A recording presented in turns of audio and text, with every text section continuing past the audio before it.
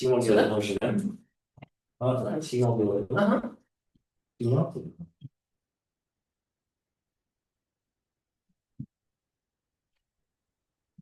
Вот так. Сейчас я все. Поспи. Сказки ручные.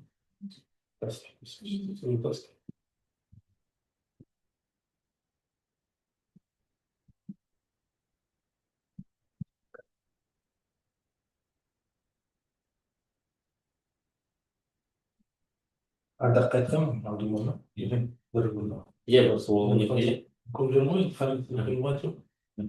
Не екен?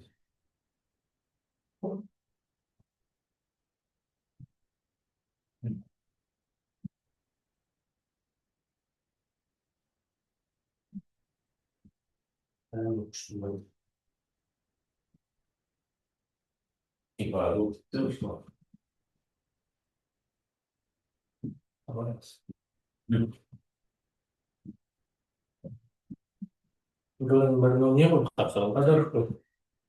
Қарқаралық сосын қорғалжын. Так, какая должность у нас? Заместитель директора. Заместитель директора. Так, директора, держите. Дальше. Районовский старший национальный продукт. ВГНПП. Вот меня сможешь зарегистрировать, если Контакт. Ваш номер контакта. 373 Мгм. 435 35. 33 70. 70. Аспирал. Мгм. Аспирин удостоверение на тех, что в полной фиксации. Делать что Лучше? аспирин.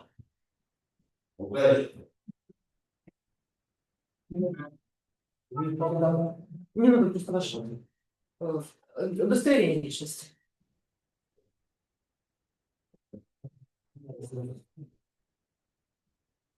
Алло? Давайте.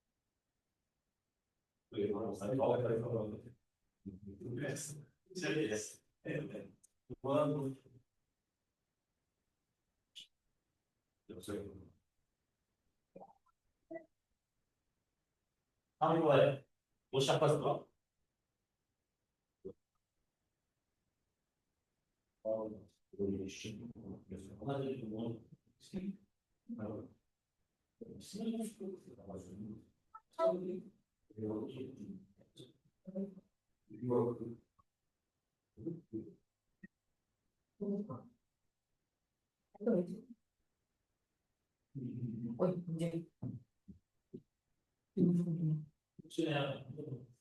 Не могу. Ну, Пошли.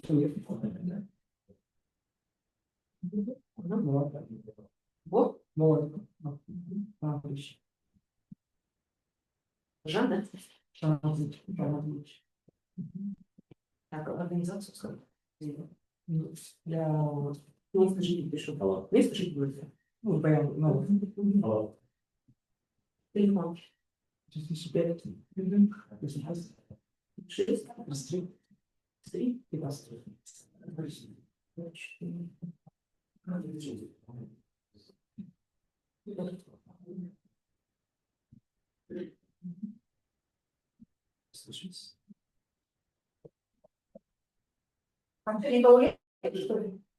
Есть, вот. Это что-то. Да? Нормально надо смотреть.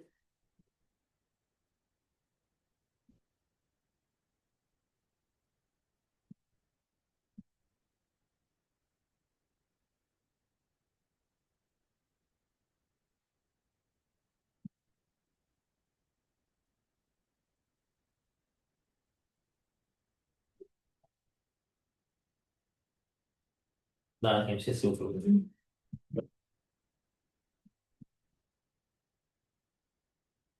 705. 112. 112? 94, 94.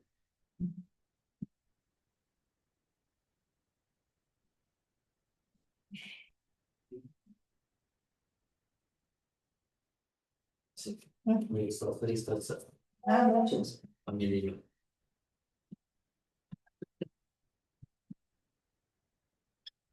Ну, Самедова, слушай. Да. Самедова, Сера Сабельевна. Са. Сабельевна,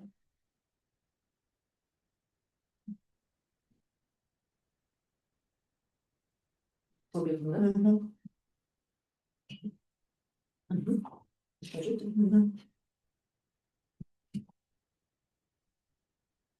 300, 393, 12,78. 12,78. О, совершенно зачем?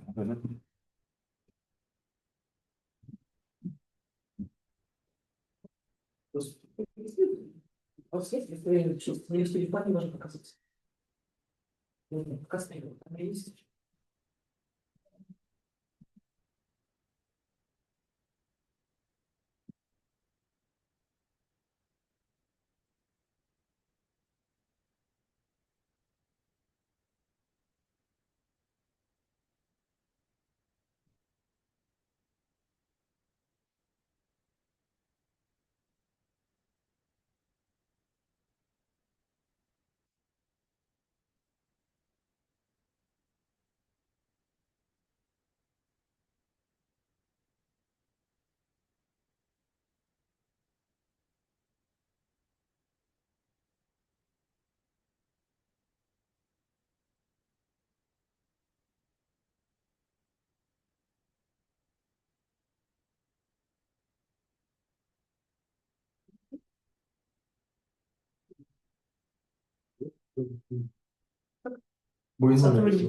Сотрудник.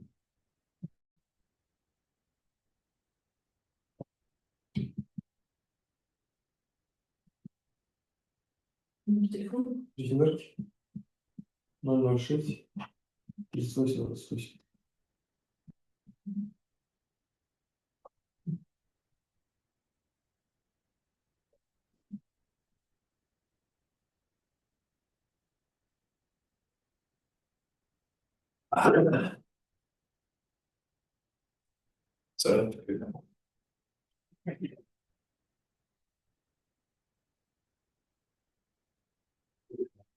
Я послушал.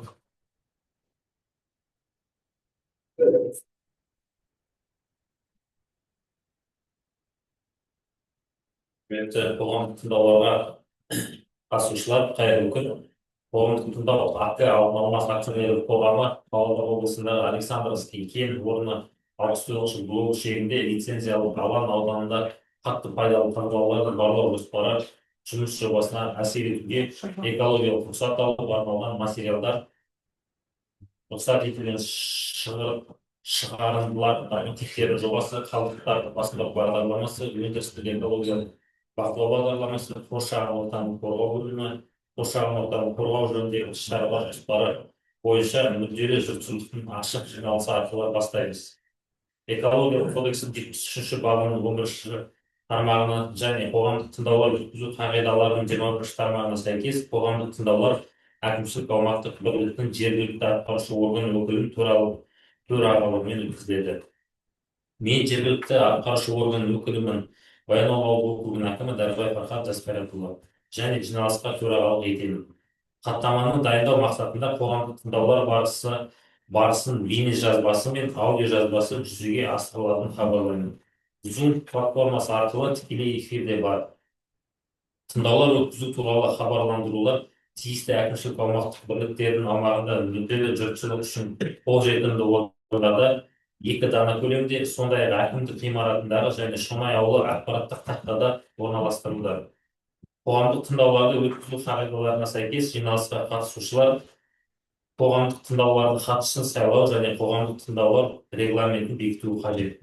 Қоғамдық тыңдаулардың хатшысы болып Соловей Лариса Анатольевна сайлауды ұсынамын. Қоғамдық тыңдаулардың хатшысын ретінде сайлау үшін қолдарыңызды көтеріңіздер.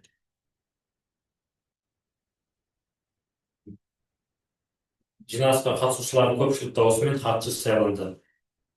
Осы сәттен бастап жиналыс хатшысының функцияларын жүзеге асыруды сұраймын. Қоғамдық тыңдауларды өткізудің мынандай регламентін ұсынылады. Баяндамашының сөз сөйлеуі ұсынылған уақыт 30 минутқа дейін. Баяндаманы талқылау қоғамдық тыңдауларға қатысушылардың ескертулері мен ұсыныстарын тыңдау қоғамдық тыңдаулар тақырыбы бойынша сұрақтар мен жауаптар ұсынылған уақыт 30 минутқа дейін. Сөз сөйлеу немесе сұрақ қою, ескерту немесе ұсыныс жасау үшін қолыңызды көтеріп, өзіңізді хаттамаға ұсыну қажет. Сұрақтар, ескертулер мен ұсыныстар қоғамдық тыңдаулардың мәні бойынша болуы қажет. Қоғамдық тыңдаулардың қорытындысын шығару ұсынылған уақыт 15 минутқа дейін. Мен регламентті бекітуге дауыс беруді ұсынамын. Қоғамдық тыңдау ережесін бекіту үшін қолдарыңызды көтерулеріңізді сұраймын. Ескерту мен ұсыныстар мен қоғамдық тыңдаулар хаттамасы хатшысы дайындайды және оған төраға қол қояды. Сөз баянданушы жобалаушы Керім Даниярға беріледі. Сәлеметсіздер ме, құрметті қоғамдық тыңдауға қатысушылар. Алтын алмас акционерлік қоғамы Павлодар облысындағы Александрский кен орнының 69-шы блогы шегінде қатты пайдалы қазбалар барлау жұмыстарын жүргізу жоспары бойынша сіздердің алдарыңызда жобалық материалды таныстыру мақсатында сөз алып отырмын. Бүгінгі таныстырылым экологиялық рұқсат алуға арналған материалдарға арналған. Олардың құрамына келесі құжаттар кіреді. Рұқсат етілген шығарындылар нормативтердің жобасы, қалдықтарды басқару бағдарламасы, өндірістік экологиялық бақылау бағдарламасы, қоршаған ортаны қорғау бөлімі және қоршаған ортаны қорғау жөніндегі іс-шаралар. Осы құжаттар жобасы кен орнында жоспарланған барлау жұмыстарын қоршаған ортаға әсерін бағалау және экологиялық қауіпсіздікті қамтамасыз ету мақсатында әзірленді. Сіздердің рұқсаттарыңызбен жобалық құжаттармен тұсаукесерін бастауға рұқсат етіңіздер.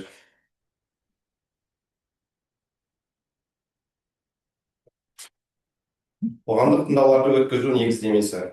Қоғамдық тыңдаулар өткізу Қазақстан Республикасының экологиялық кодексінің 96 бабының 1 тармағына сәйкес міндетті болып табылады. Аталған бапқа сай мемлекеттік экологиялық сараптаманы жүзеге асыру барысында қоғамдық тыңдаулар өткізу экологиялық талаптардың ашықтығын және халықтың қатысуымен қамтамасыз ету мақсатында жүргізіледі.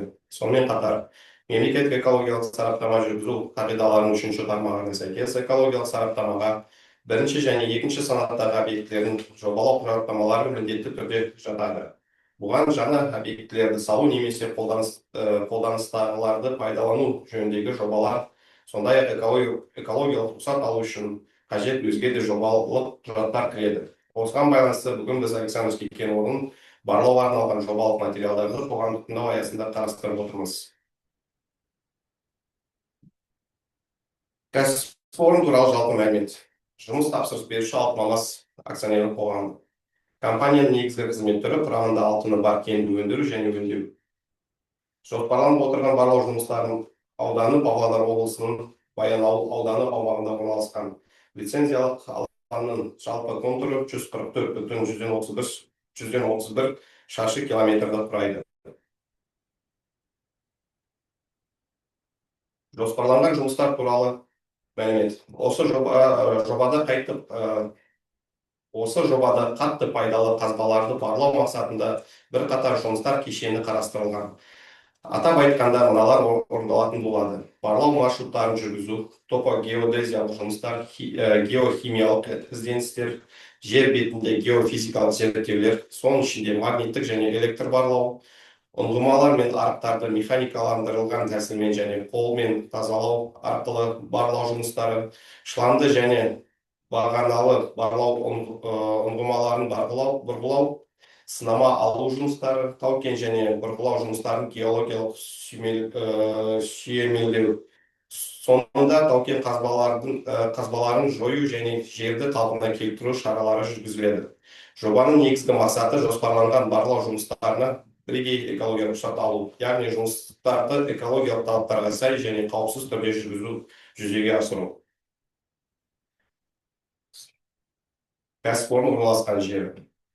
Жоспарланып отырған барлау жұмыстарының ауданы Павлодар облысы Баянауыл ауданының әкімшілік аумағында орналасқан. Ең жақын елді мекен Шонай ауылы. Ол учаскеден шамамен 6,7 шақырым қашықтықта орналасқан. Сонымен қатар шамамен 8,6 шақырым жерде өңірдің мәдени және әкімшілік орталығы Баянауыл елді мекені орналасқан. Бұл фактор жобаның әлеуметтік және инфрақұрылымдық тұрғыдан маңыздылығын арттырады. Себебі көлік қатынасы мен қолжетімділік жоғары деңгейде қамтамасыз етіледі. Аудандық маңызы бар басқа да елді мекендер Майқайың кенті 55 шақырым, ал Екібастұз қаласы шамамен 87 шақырым қашықтықта орналасқан. Жұмыс жүргізілетін аумақта су қорғау аумақтары мен белгілері жоқ, яғни экологиялық шектеу аймақтарына түспейді. Лицензиялық алаңның жалпы контуры 144,131 шаршы километр, оның бұрыштық координаттары жобалық құжаттамада толық көрсетілген. Мұны слайдта көрсетілгендей координаттармен танысып көрсеңіз болады, қай жерде орналасқанын.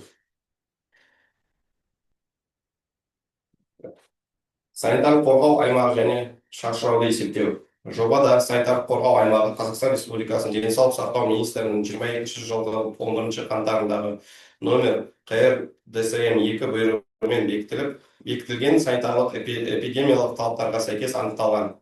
Аталған құжаттың талаптарына сай кен және кен емес қазбаларды өндіру нысандарына арналған санитарлық қорғау аймағының мөлшері 1000 метр, яғни бірінші сыныпқа объектілерге сәйкес белгіленеді. 2022 жылда санитарлық ережелердің 43-ші тармағына сәйкес, егер нысан біртұтас өнеркәсіптік кешен құрамында болса, онда санитарлық қорғау аймағы ластаушы заттардың жиынтық шығарындылары мен физикалық әсерлерін ескере отырып, бірыңғай мөлшерде белгіленеді. Осыған байланысты Александровский кен орны үшін санитарлық қорғау аймағының бірыңғай мөлшері 1000 метр болып қабылданды. Бұл аймақ тұрғын және қоғамдық аймақтардың өндірістік әсерден қорғауға бағытталған және жобаның экологиялық қауіпсіздігін қамтамасыз етеді. Рұқсат етілген шығарындылар нормативтері. Жүргізілген талдау нәтижелері бойынша жобада атмосфералық ауаға түсетін ластаушы заттардың шығарындылар кезең-кезеңімен есептелді. 2025 жылы атмосфераға ластаудың 2 көзі анықталған, оның бірі ұйымдастырылған, екінші ұйымдастырылмаған. 26-27 жылдары ластау көздерінің саны 9, оның ішінде 1-еуі ұйымдастырылған және 8-і ұйымдастырылмаған. 2028 жылда осындай көрсеткіш сақталады: 9 көз, оның 1-і ұйымдастырылған, 8-і ұйымдастырылмаған. Ал 29-30 жылдары атмосфераға әсер ететін 3 ұйымдастырылған көз қалыптасады.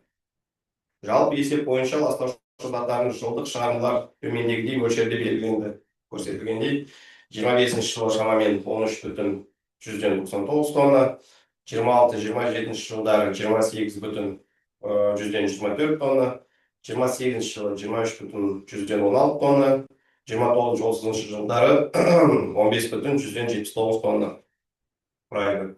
Осылайша жобада атмосфераға шығарындылар көлемі кезең-кезеңімен есептеліп, белгіленген экологиялық нормативтер шегінде сақталатыны анықталды.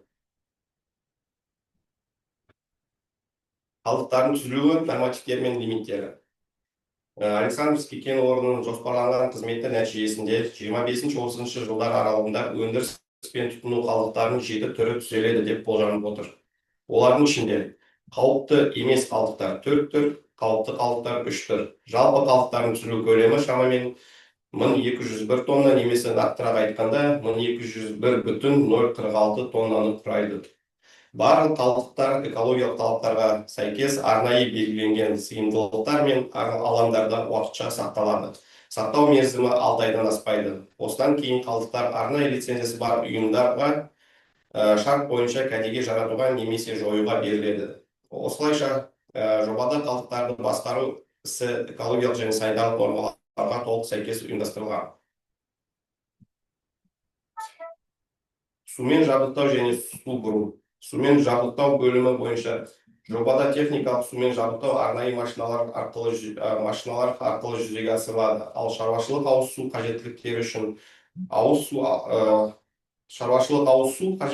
үшін ауыз су автокөлікпен жеткізіледі, бөтелкедегі су түрінде пайдаланылады. 2025-30 жылдар аралығында есептік кезеңге арналған жалпы су тұтыну көлемі шамамен 937,457 мың текше метрді құрайды. Оның ішінде шаруашылық тұрмыстық қажеттіліктерге 0,424 мың метр куб жылына, суару және өндірістік мақсаттарға 935,276 мың метр куб, судың қайтымсыз тұтыну және шығын көлемінде 935,276 мың метр құрайды. Қайта пайдалану су көлемі 1,756 мың метр куб. су бұру бойынша. Жобада ағынды суларды табиғи су объектілеріне немесе жер бедеріне ағызуға жоспарланбайды. Шаруашылық тұрмыстық сарқынды сулар герметикалық септикке жиналып, одан ассенизациялық көлікпен сорылып алынады және арнайы ұйымдарға шарт негізінде беріледі.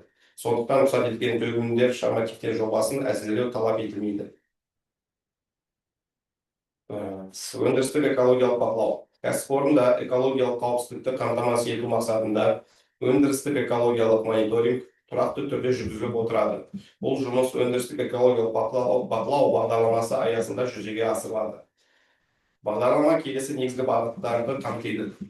Біріншіден, атмосфера ауаға әсерді бақылау жүргізіледі. Бұл бақылау кәсіпорынның көздері мен санитарлық қорғау аймағы шегінде 90-ны бір рет жүзеге асырылады. Екіншіден, өндірістік қалдықтар мониторингі тұрақты түрде жүргізіліп түзілетін қалдықтардың есебі мен қозғалысы қадағаланады. Үшіншіден, топырақ жамылғысының жағдайы жылына бір рет тексеріледі, арнайы сынамалар алынады.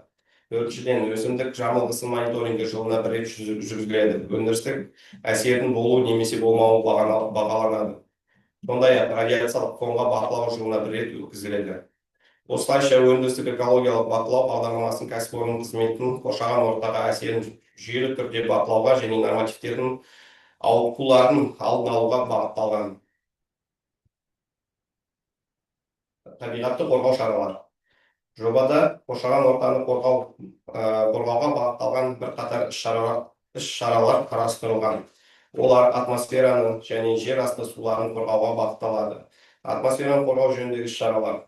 Тау-кен жұмыстары кезінде әсіресе құрғақ және желді ауа райында тозаңның таралуын болдырмау мақсатында жол беттерін сумен ылғалдандыру жүргізіледі. Сондай-ақ техника жұмысы кезінде бөлінген газдардың және жұмыс аймағында шаңның мөлшері азайту үшін келесі шаралар қолданылады. Персоналдың қауіпсіз және экологиялық нұсқаулықтарды қатаң сақтауын қамтамасыз ету, техниканы уақытылы профилактикалық тексеруден өткізу және жөндеу. Жер асты суларын қорғау жөніндегі іс-шаралар. Кәсіпорын қолданыстағы сарқынды суларын қабылдау және бұру жүйесінің үнемі бақылауда ұсталып, техникалық жарамды күйде қамтамасыз етіледі.